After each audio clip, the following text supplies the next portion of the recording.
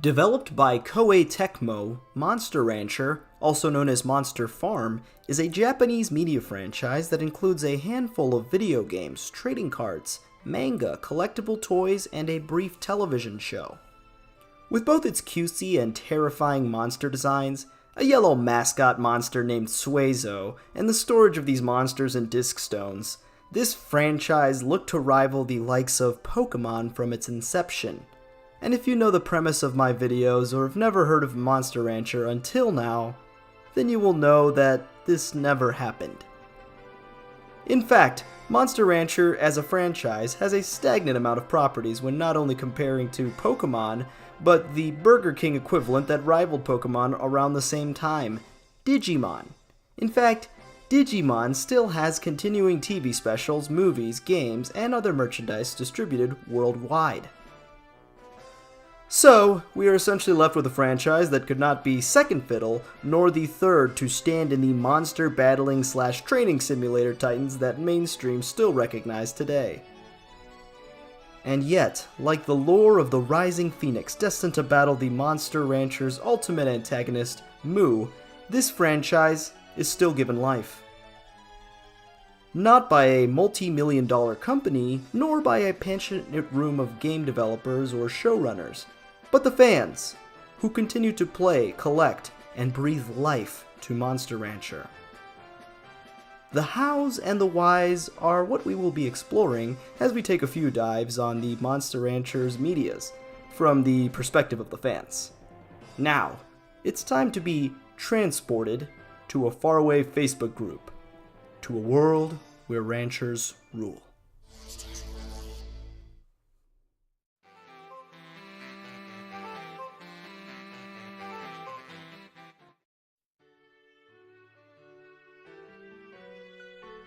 The Monster Rancher Forever group is where I found most of the information, viewpoints, and community interactions of more than 700 members, and appears to be one of the more prominent spaces of the ranchers. Given the scope and multiple mediums of the Monster Rancher franchise, we will start with what the fans saw when it came to the 90s TV anime that accompanied the release of the first two Monster Rancher video games.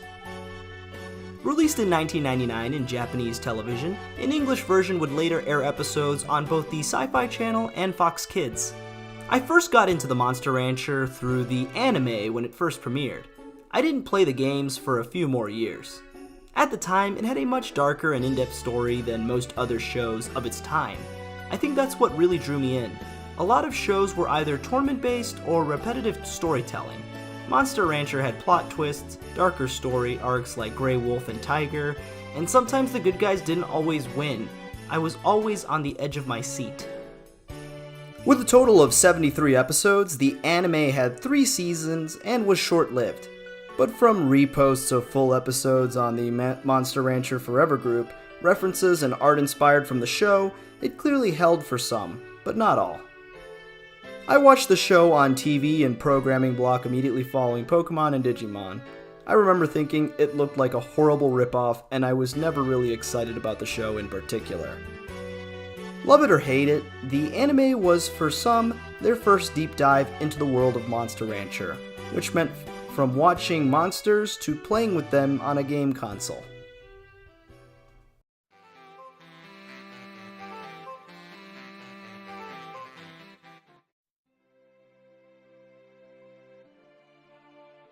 KOEI TECMO being a video game company, the game library of Monster Rancher may not rival the likes of Pokémon or Digimon, but it certainly was a game series that most of the fans remember as a huge point of their childhood.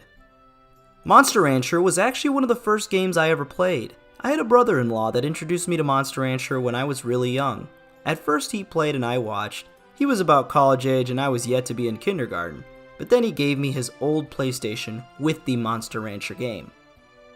I saw a copy of Monster Rancher 2 for rent in my local convenience store and remember thinking, oh cool, there's a game about the anime, where in reality the first 2 games had released before the anime tie-in.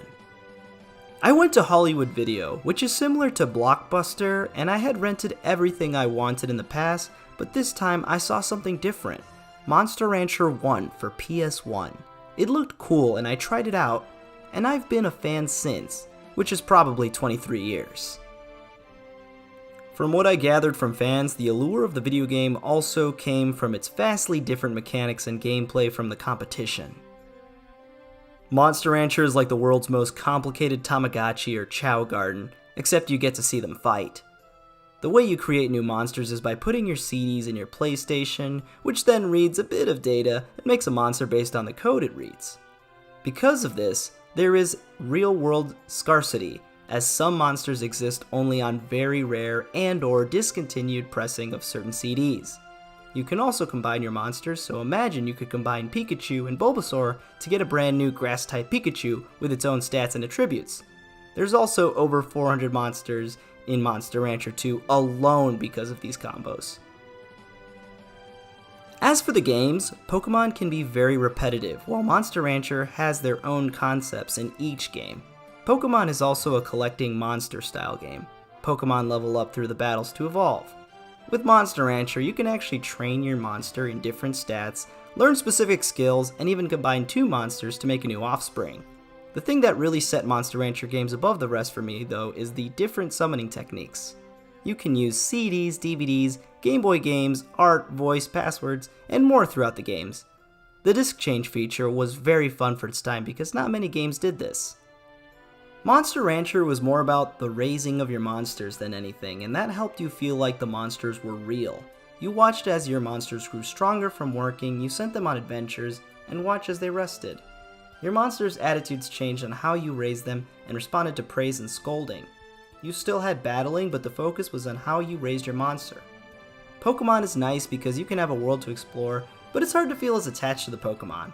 They've tried to remedy with having Pokémon follow you, or by adding minigame-like events to interact, but it always fell flat. With Pokémon, some Pokémon were just naturally stronger, and they never could really leave the mold of their base stats. Monster Rancher allowed you to pick your favorite monsters and make them stronger. So the short answer, Monster Rancher is better than Pokémon at getting you to bond with creatures inhabiting their game worlds, while Pokémon fleshed out their world more but as a battle simulator. Of course, subsequent Monster Rancher games helped to make the world more fleshed out, and the adventures were always more fun in my opinion, since it was really about exploration rather than getting from point A to point B. Even the battle systems are different. Pokémon is a turn-based battle system, whereas Monster Rancher is more real-time battling. You give commands as your monster is being attacked. A misattack is when you or your opponent dodges. You can see your monster moving around instead of a static animation. Yeah, they still have repeated attack animations, but actually seeing your monster dodge an attack is truly amazing. With the original and second game being fan favorites, the innovation and sense of growth in raising your monsters not only created lots of memories, but an appreciation that has organized and housed tournaments and streams by fans for fans. Nash Bussieres, a streamer and rancher with the longest running and largest English language Monster Rancher 2 tournament series, Moose Bones on Twitch, as well as also having a small YouTube channel where he uploads lessons and video essays about Monster Rancher gameplay and competitive viability of different monsters in Monster Rancher 2, Mr. Moose Bones on YouTube. Monster Rancher is my favorite game of all time. I really enjoy competitive Pokemon and have been playing in tournaments and simulators since 2001 when I was 11. Monster Rancher adding a real-time element to the competitive side of things adds an exciting level of stress and intensity that isn't available in Pokemon. While the better monster usually wins, anything can happen in a Monster Rancher battle, and I think that's a big part of why the scene is so loyal. There's also a sense of connection with your monster, as raising a tournament-ready monster can take up to 12 hours of gameplay, so people really internalize the wins and losses. It's like nothing I've ever been a part of before. With a healthy and competitive community, albeit one with maybe less than a quarter of players compared to Pokemon games, future games of the Monster Ranchers were far less favorable, as well as TECMO failing to deliver or provide a clear communication with their fans from the West, being clipped by their fans of the East, as Nash would explain. The series was always about 1/10 the size overseas as it was in Japan sales-wise, so while I'm disappointed that the series is most likely dead, I don't fault them for going too hard on marketing over here. The company has a history of actively disdaining its fans in an attempt to gain wider commercial appeal. There's a popular story in the scene about where Monster Rancher Evo was starting development, where a community figure had met with a designer so the dev could ask about what fans wanted in a new game.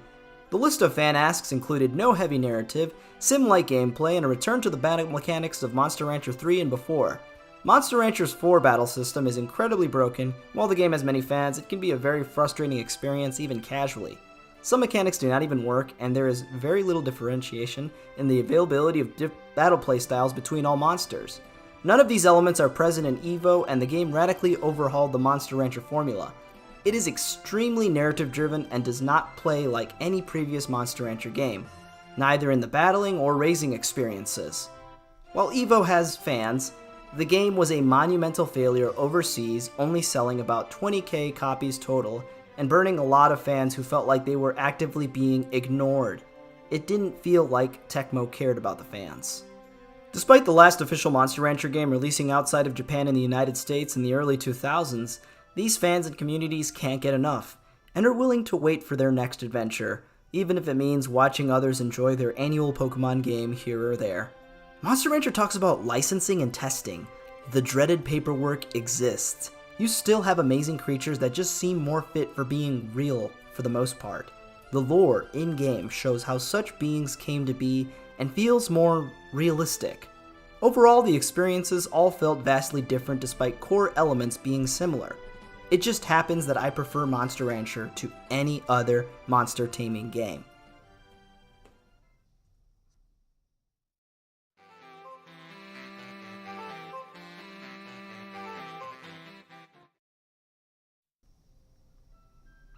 So I wasn't sure where to put this part of the documentary, but Nash definitely brought this to my attention as one of the lowest points of a forgotten fandom that I've yet to highlight: wiki misinformation.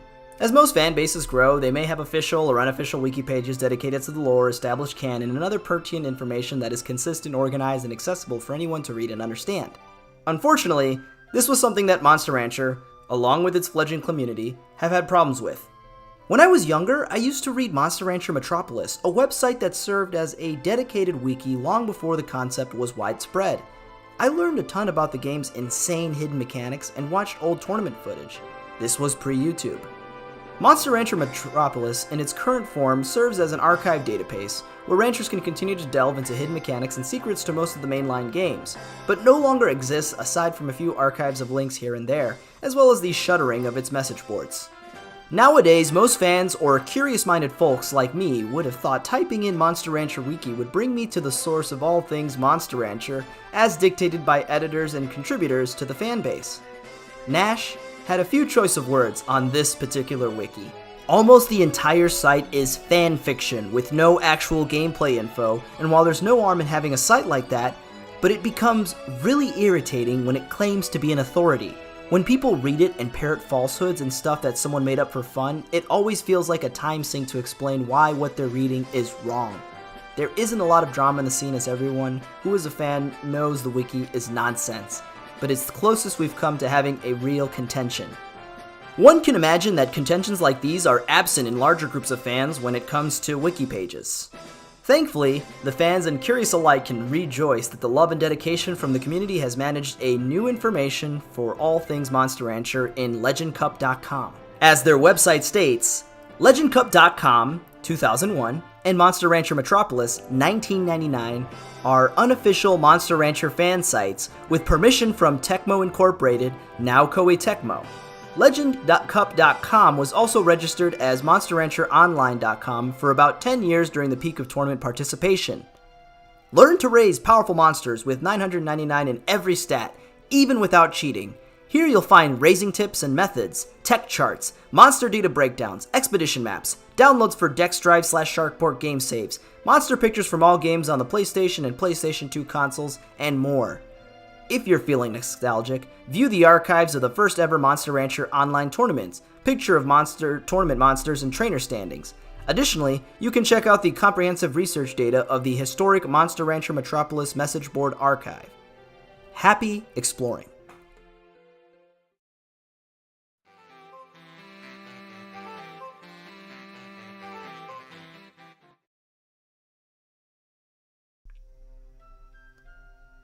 Finally, we have arrived to the trading cards. After all, no franchise really seems completed without them. With Pokémon cards having gained a resurgence in value, nostalgia, and popularity the last few years, one can imagine the scarcity of a competitive or collecting scene for the Monster Rancher trading card game.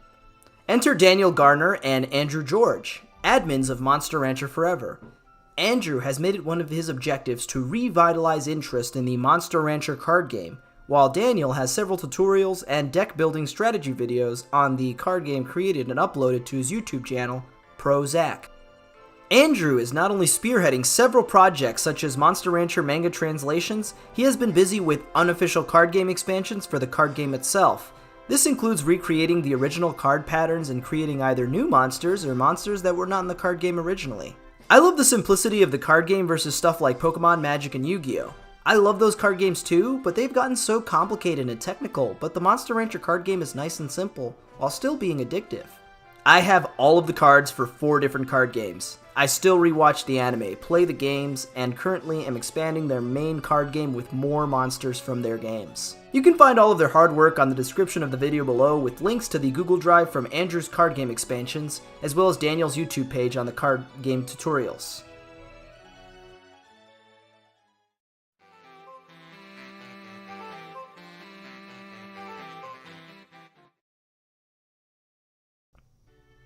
As we have seen from each portion of the Monster Rancher franchise, the fans may all like or may not be aware of certain pieces of this franchise.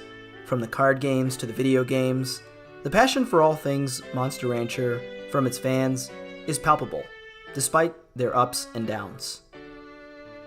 And like any forgotten franchise, the fans know all too well on why it never really hit the peak of a mainstream audience. Pokémon is a well-known titan of monster taming games, and often it causes people to think every monster taming game is just trying to piggyback off of Pokémon, and things like your monster dying could cause people to be leery of purchasing the game. Monster Rancher 2 is the best-selling game in the series, and it is excruciatingly difficult if you don't know how the game works. Part of its cult following is seated in that difficulty and reward for a job well done, but it also served as a tipping point. While I can only speculate what happened later, the games that would follow waver between incredibly easy and very difficult / grindy. I think a big part of why it failed was fans never knew what to expect with the next game, not only from a difficulty level, but also from a gameplay and character design standpoint. Pokemon and Digimon's strengths lie mostly in their very strong character design. Even through multiple iterations and 25 years, Bulbasaur still looks like Bulbasaur. Monster designs differ wildly between games. Dragon in 1, 2, and 3 might as well be their own breeds, and with no stylistic through line, the games never really permeated public consciousness. At the time, Monster Rancher was a much darker show than others like Pokémon. During this time, many children animes were being dubbed and cut for televising. Shows like Monster Rancher that were darker would be put in worse viewing slots early in the morning. This most likely was the main reason many didn't know it existed. Furthermore, the games were not promoted very well. I think if they were to relaunch the anime uncut on a streaming service, much like Shaman King and Cardcaptor Sakura, they would get a much better following. Honestly, I have a hard time saying. It had 3D battle games before Pokemon ever did, it had an anime that was actually pretty decent to be honest, and a physical trading card game in Japan, as well as lots of spin-off titles. So it had just as many chances to succeed as Pokemon or Digimon. I suppose it was just bad timing. Kids were overrun with monster-raising anime and games at the time that I think Monster Rancher just got washed away in the sea of sameness, essentially. And yet, unlike some of these forgotten pieces of media, there is now a light in that tunnel that ranchers around the internet are just finding out.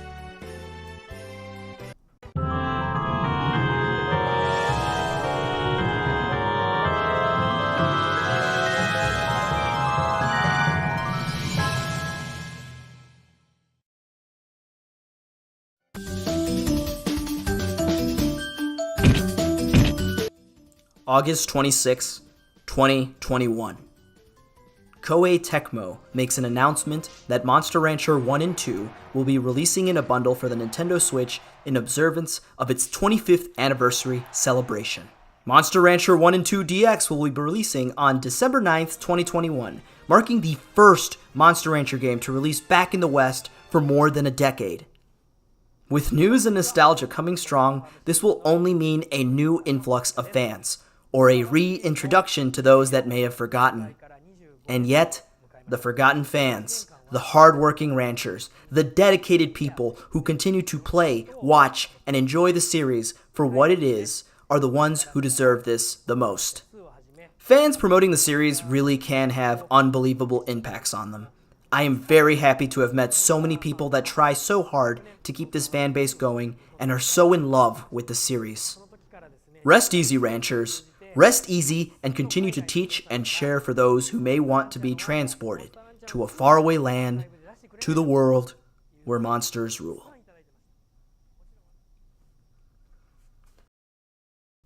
Huge thanks to everyone that I was able to get interviews with. You were all incredibly helpful, and I've learned so much.